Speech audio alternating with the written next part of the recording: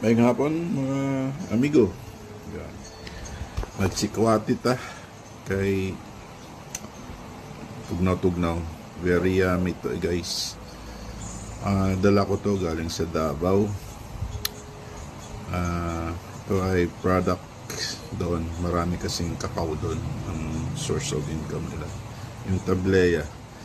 So thank you sa aking magandang tsahin si Ma'am Maria. Si Ma'am Maria. Yan.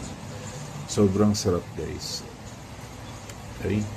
Very yummy.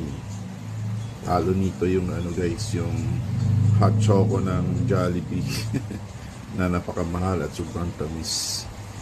Okay? So niligyan ko pala ito ng powdered milk para medyo malasa naman.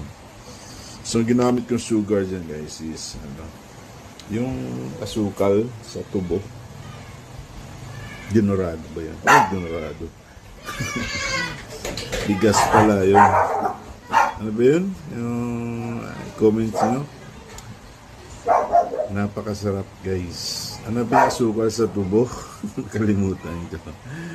Solid guys, sa sarap. Thanks for watching guys.